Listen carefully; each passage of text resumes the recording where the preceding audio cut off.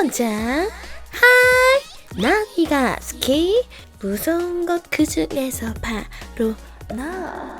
무서운 게 지내줘라. 무서운 게 지내줘가. 부드럽고 말랑말랑. 제가 살고 있는 아파트는 한 층에 두 호수가 마주보고 있고 그 사이에 엘리베이터가 있는 평범한 아파트입니다. 그중 저는 엘베 기준으로 오른쪽 호수에 살고 있었어요. 한 달 전 학원이 끝난 밤 11시쯤 집으로 올라가기 위해 공동현관에서 엘리베이터를 기다리고 있었습니다. 당시 저는 방과 후에 연달아 있던 입시 미술학원이 끝나고 매우 지쳐 있었기 때문에 빨리 올라가서 자고 싶다는 생각뿐이었습니다. 공동현관엔 저 혼자밖에 없었고 에어팟으로 노래를 들으며 엘베를 기다리던 중 띵! 문이 열립니다.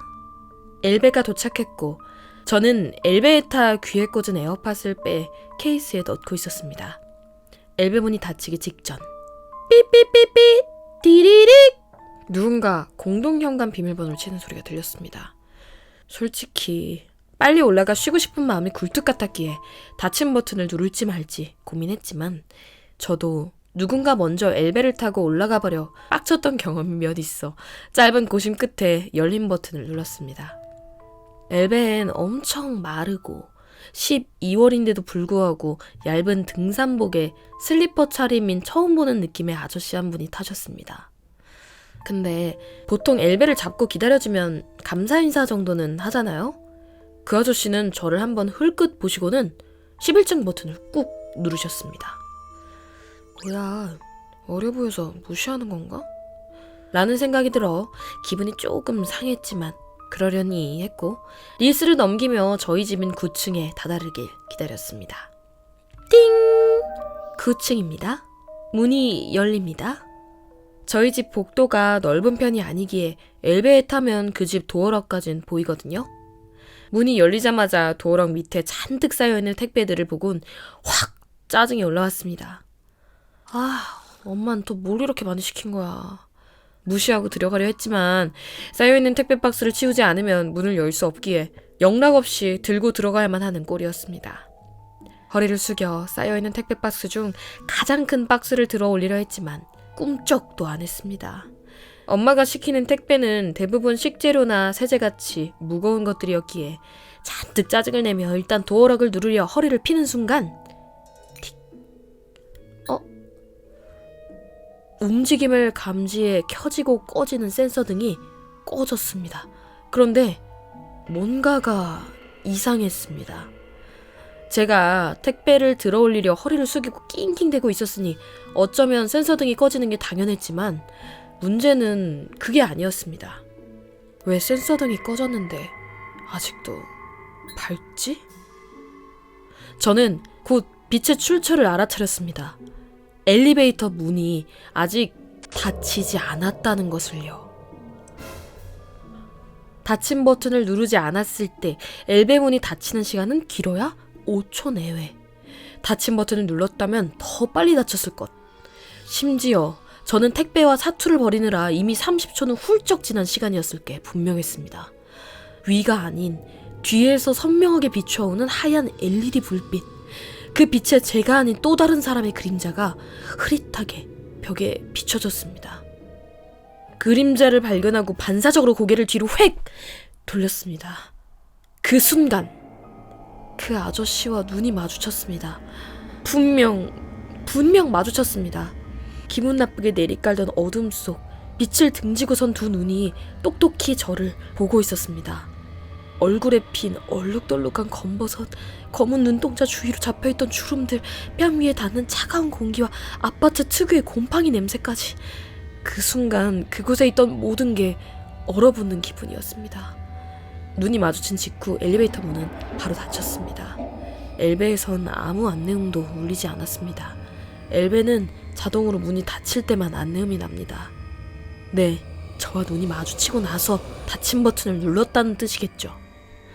안내음의 의미를 깨닫기까지 그리 오랜 시간이 걸리지 않았습니다. 엘베는 천천히 올라가고 있었습니다. 아까 그 남자가 몇 층을 눌렀지? 11층. 그래, 11층이면 저희 집에서 바로 2층 위. 빨리 집에 들어가야만 한다는 생각이 머리를 채워나갔습니다. 택배를 발로 팍 밀어놓고 비밀번호를 눌렀습니다. 빨리. 한밤중 아파트 층에 겹겹이 쌓여 어쩌면 먹먹하게, 또 어쩌면 선명하게. 띵! 11층입니다. 문이 열립니다. 철컹? 저희 집 엘베 맞은편 비상계단으로 가려면 방화문을 열어야 합니다. 철컹 소리는 방화문을 여는 소리임이 틀림없었습니다. 긴장 탓인지 비밀번호를 몇 번씩이나 틀렸습니다. 마음은 조급한데 문은 안 열리고 애먼 문고리만 하염없이 당겨댔습니다. 다행히 방화문이 열리는 소리와 함께 저는 집으로 들어갈 수 있었습니다. 다행이다, 진짜 다행이다. 집에 도착해 가족들에게 방금 있던 일을 설명했지만 모두 착각이라며 대수롭지 않게 말했고, 가족 모두가 그렇게 말하니 저조차도 내 착각이었나? 엘베문이 그렇게 오래 열려있진 않았던 것 같기도 하고 라고 생각하게 되었습니다. 그렇게 이 일이 잊혀질 무렵 겨울방학이 시작되었고 집에 있는 시간이 많아졌습니다. 그런데 평범한 저녁, 학원을 마친 막내 동생이 절 다급하게 부르면서 집에 들어오는 게 아닙니까? 언니! 어린 동생은 평소 시답지 않은 일에도 호들갑을 떨며 절 불러댔었고, 전 이번에도 뭐 또 밖에서 벌레를 봤다거나 친구랑 놀던 얘기나 주울창 해대겠지 라고 생각하며 유튜브에서 눈을 떼지 않은 채 시큰둥하게 대답했습니다. 왜 또 지영이가 벌레로 너 놀래켰어? 하지만 그런 시시한 주제가 아니었다는 걸 동생 표정을 보고 눈치챘습니다. 동생은 추운 날씨에 빨개진 얼굴 속 신기한 반, 두려운 반이 섞인 요상한 표정을 하며 말했습니다. 언니가 저번에 말했던 사람 진짜였어. 뭔 사람? 전 여전히 눈을 유튜브에 고정한 채 대답했습니다. 그때 언니가 말했던 아저씨. 내가 손이 얼어서 비밀번호를 3번이나 틀렸거든? 근데도 엘베문을 안 닫고 열고 있었어. 가슴이 쿵 내려앉는 듯 했습니다. 마치 내가 당한 일이 착각이 아니었다는 안도감과 기쁨, 그 아저씨가 또 나타났다는 불안감이 머릿속에서 동시에 양립했습니다. 그 아저씨 몇 층 누르는지 봤어? 떨리는 목소리로 물었습니다. 그 아저씨를 2번이나 마주쳤다면 이 아파트 주민이 틀림없었고, 그럼 또 마주칠 가능성이 있다는 것이니까요. 사실 이미 마음속에서 착각이라 단정지은 지 오래고 당연히 11층일 거라 생각했습니다. 누르는 건 못 봤는데 10층에서 멈췄어. 10층. 한 층이 줄어들었습니다. 이건 말도 안 되는 일입니다. 경우의 수는 3개. 1번, 나 또는 동생이 층수를 잘못 봤다. 2번, 이 아파트 주민이지만 10층 또는 11층에 동시에 볼 일이 있다. 3번, 이 아파트 주민이 아니다. 1번이라면 다행이겠지만 2번이어도 3번이어도 이상합니다. 2번이라면 무슨 볼 일이 있기에 다른 층에 방문했는지, 왜 엘베문을 닫지 않았는지, 3번이라면 왜? 무슨 연유로 이 아파트에 들어왔는지. 생각해보면 제가 그 아저씨를 마주쳤을 때 공동현관 비번을 치고 들어왔었는데, 아파트 주민이 아니라면 공동현관 비밀번호는 어떻게 알았을까요? 제가 만약 거기서 이상함을 감지하지 못하고 계속 택배 박스에만 집중했다면 무슨 일이 일어났을까요? 이 일 이후로 그 아저씨를 마주친 적은 한 번도 없습니다. 여러분들도 아파트에 수상한 사람이 보인다면 잘 대처하시길 바랄게요.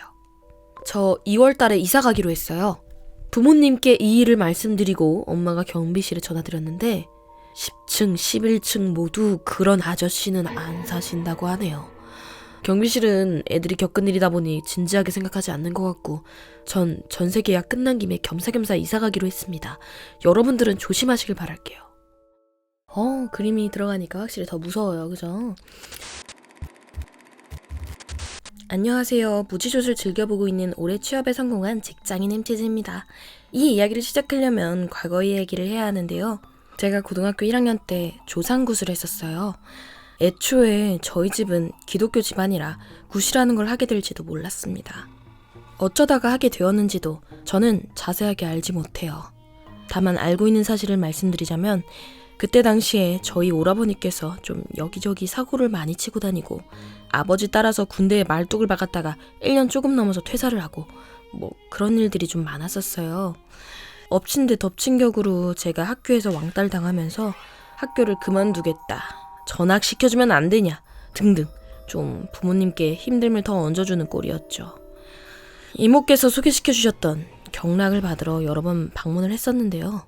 경락을 받으면서 점점 몸도 괜찮아졌고 정신도 맑아지고 가족 간의 사이도 나아지는 걸 느꼈었어요. 다행이다. 그렇게 힘듦이 덜어지니 기독교 집안이었던 저희 집안에서도 조금 더 나아지기 위해 조상굿을 하는 걸 선택했다고 해요. 말만 조상굿이지 사실상 퇴마굿이나 다름이 없었어요. 제 몸에서 영가 셋을 빼내었으니까요. 돌아가신 저희 할아버지, 고모할머니, 그리고 소 한 마리. 소의 영가도 몸에 들기도 하나 봐요. 신기하다. 이 일 뒤로 아직까지 저만 보면 소새끼라고 놀립니다. 저 말고도 오라버니와 언니까지 모두 몸에서 여러 마리의 영가들을 빼내었어요. 보살님께서 굿이 마무리 단계에 접어들었을 때 저에게 너 내 딸 할래? 라고 말씀하셨어요. 보통 신기가 있는 분들에게 저런 말을 한다고 하시더라고요. 제가 신기가 엄청 강한 건 아닌데 신이 오실 수 있도록 길을 뚫어줄 수는 있다고 하셨어요. 당연히 거절했습니다. 그때 굿을 한 이후로 저는 법사님께 올라오는 신기를 누르러 자주 경락을 받으러 다녔어요. 한동안 안 가면 귀신이 하는 이야기들이 들리기도 하고 심할 때는 보이기까지 했을 정도였어요. 물론 그때보다 나이를 먹었고 심적으로 어느 정도 안정이 되었다고 해서 안심 중이기는 합니다. 워밍업은 여기서 끝이에요. 제가 인생에서 가장 기억에 남는 귀신. 잊을 수 없는 일입니다.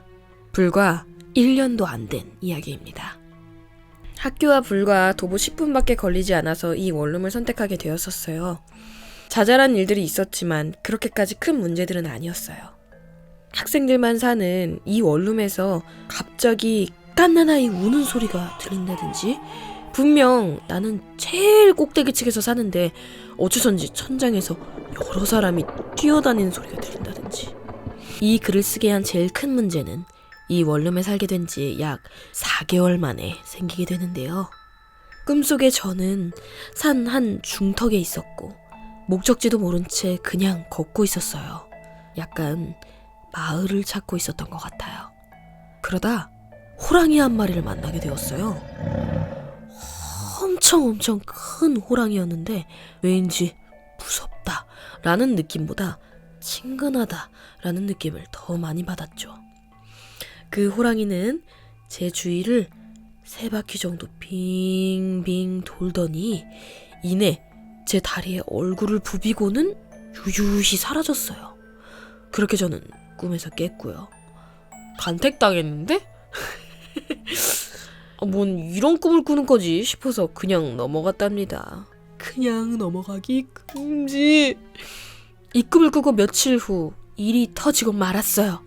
그날따라 평소 먹지 않던 음식과 막걸리가 땡기는 거예요. 먹으면 안 될 것 같아서 주방 한 구석에 세워놓았습니다. 막걸리가 땡긴다. 이거는 되게 무속신앙적인 그런 느낌이 좀 있다. 귀신이 배고파하는 느낌인데 사람이 아니라. 법사님께서도 평소에 잘 먹지 않던 음식이 땡기면 먹지 말고 생활하는 곳 말고 주방이나 객들이 먹을 수 있도록 베란다 같은 곳에 놓으라고 하셨어요. 전 안 먹을 거니까 맛있게 드시고 좋은 곳에 가세요. 제가 자주 마시는 술을 한 잔 마시고 다음 날 학교에 가야 해서 잠에 들었습니다.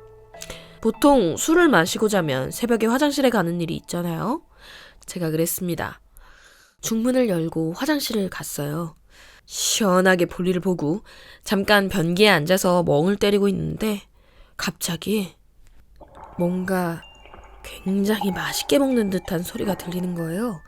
원래 방음이 잘 안 되는지라 그냥 옆집에서 물을 마시는 소리인가 보다 생각하고 넘기려는데 옆집에서 물 마시는 소리가 여기까지 어떻게 들려? 우리 집 주방이라면 모를까. 순간 잠이 확 깨는 겁니다.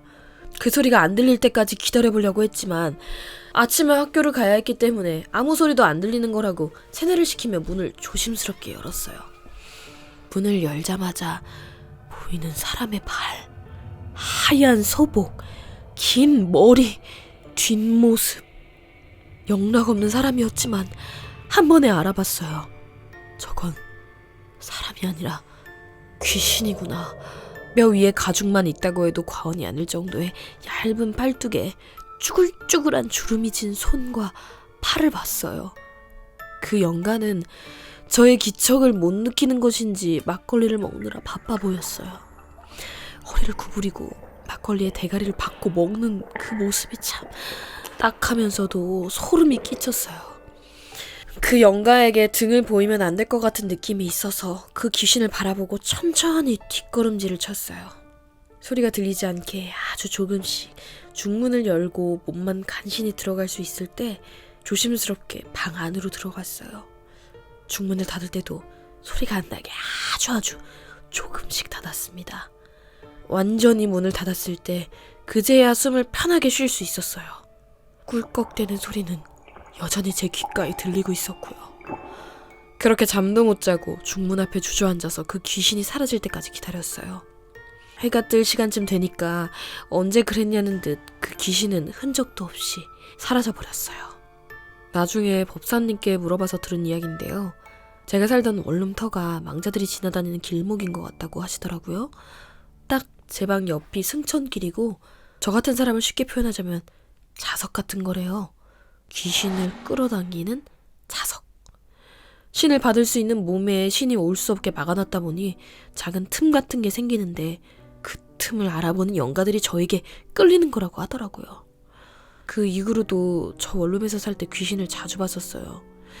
저녁 늦게까지 실기 연습을 하다가 집으로 가는 길목에서 할아버지의 영가가 나타났다가 갑자기 어느 곳으로 사라지는 모습을 보기도 하고 그 길목에 있는 배나무 밭에 어떤 여자가 나뭇가지에 앉아있는 모습을 보기도 했어요. 사람이라면 절대 앉을 수 없는 얇은 나뭇가지였습니다. 친구들과 새벽까지 디스코드를 하면서 술을 마시고 있다가 필름이 갑자기 끊겨 다음날 친구에게 물어보면 제가 다른 사람인 것 마냥 말을 하고 행동을 하고 심지어 다른 목소리를 낸다거나 뭐 그런 사소한 일들이 많았습니다. 그 영가를 본 후에 제 꿈에 나왔던 호랑이를 한 번 더 꿈에서 보게 되었는데요. 그때 봤을 때에는 눈에 조금 더 파란기가 돌았고 처음에 봤을 때보다 크기도 커져 있었어요. 힘이 더 세진 것 같은 느낌이 들었달까요? 기가 되게 세다는 말을 많이 듣는 편이었음에도 그 원룸에서는 감이 눌리는 경우도 많았었습니다. 조금이라도 더 살았다가는 제가 이상해질 것 같아서 지금은 계약 종료 전임에도 불구하고 다른 집을 구해서 살고 있습니다. 이건 확실한 거 하나는 호랑이가 지켜준 것 같아, 그치? 파란 눈에 멋진 호랑이라니. 뭔가 우리를 수호하는 그런 이미지잖아요. 그 귀신한테 큰 해코지를 당할 수도 있어서 힌트를 주려고 온 호랑이가 아니었을까. 따봉 호랑아 정말 고마워. 고3 시절 저희 때는 0교시부터 거의 10교시까지의 강제 야자까지 있던 상황이었습니다. 힘들었겠다. 저는 살인적인 스케줄로 자연스레 스트레스가 굉장히 심했었고 어떠한 형태로든 풀기 위해서 노력하고 있었습니다. 교복 마이 소매 속에 몰래 이어폰을 뽑아 라디오를 듣는다거나 친구들끼리 야자를 째기 위해 거의 목숨을 건 도주를 한다거나 책 사이에 만화책을 넣어서 본다거나 이러한 소소한 형태로 풀고 있다가 문득 비 오는 날 서로 무서운 이야기를 하는 건 어떠냐 라는 이야기가 나왔고 친구들 한 명 한 명씩 쌈짓돈처럼 가지고 있던 무서운 이야기들을 하기 시작했습니다. 빨간 마스크, 화장실 귀신, 공사장 귀신 등 여러 이야기가 나오다가 평소 촉이 좋던 친구 한 명이 저희 학교 옆 묘에 관한 이야기를 하였습니다. 친구의 입장에서 이야기를 써보겠습니다. 내가 작년에 비 엄청 오는 날 집 가는데 언덕 보니까 거의 강이더라? 거기 가다 보면 후룸라이더 할 것 같아서 그냥 옆길로 좀 돌아가자 해서 옆길로 빠졌지. 근데 거기 옆 묘지 있잖아. 거기 지나가려고 하는데 뭔가 쎄하더라. 그래서 보니까 어떤 할머니가 거기서 우산도 안 쓰고 서 계시더라고. 그때 비 오는데 우산을 왜 안 쓰고 계시지?가 아니라 저거 사람 아니다. 됐네 생각이 바로 들더라고. 그래서 안 보고 그냥 겁나 빠른 걸음으로 경보 선수 마냥 가는데 옆에서 갑자기 아가 어딜 그리 급히 가니? 듣자마자 진짜 우산이고 뭐고 다 필요 없이 전력 질주했잖아. 저희는 이 이야기를 듣자마자 야 진짜면 한번 비 오는 날 가보자 가 되었고 한동안 비가 오지 않아 자연스레 잊고 지내고 있었습니다. 그러다 비가 많이 내리던 어느 날 저는 그때 친구와 같은 이유로 그 옆길로 하교를 하게 되었고 그때부터 여러 일들을 경험하게 됩니다. 비가 많이 오던 날 저는 옆길로 가게 되었고 친구의 이야기는 생각도 못하고 지나가는 길이었습니다. 그때 묘 앞을 지나고 있는데 뭔가 서 있는 것 같다는 느낌을 받았고 자연스럽게 눈이 가게 되었습니다. 그 묘 앞에는 할머니가 묘를 바라보고 서 있었습니다. 그때 친구의 이야기가 떠올랐고 바로 빠른 걸음으로 가려는데 아가 어딜 그리 급히 가니? 라는 말이 그 엄청난 빗소리를 뚫고 귀 바로 옆에서 이야기하듯 들렸습니다. 저는 순간 멈칫하며 소름이 돋았고 어떤 생각도 못하고 얼어 있었습니다. 그 순간 들리는 다음 마디 옳지 착하지 그리 있어야지 할미가 가서 볼 수 있게. 저는 그 순간 절대 얼굴을 보여서는 안 되겠다 싶어 얼어붙은 몸을 어떻게든 움직여 내리막길을 뛰기 시작했고 가로등이 있는 곳에 도착해서야 숨을 고르고 뒤를 돌아보았습니다. 다행히 뒤에는 아무것도 없었고 집 도착해서도 아무 일도 없어 안심을 하고 있었습니다. 하지만 안심을 하면 안 되었던 것 같습니다. 다음날 친구들에게 겪었던 이야기를 했고 친구들은 야 구랄 치려면 제대로 쳐라 어디 밑장 빼기냐 네 달리기가 할머니를 이겼을 리가 없어 등등 여러가지 드립의 재료로만 사용되었습니다. 저도 그냥 친구가 들려줬던 이야기 때문에 내가 그렇게 상상을 했던 거겠지 생각을 하며 0교시부터 시작되는 살인적인 스케줄에 필요하여 3교시 시간에 잠깐 졸게 되었습니다.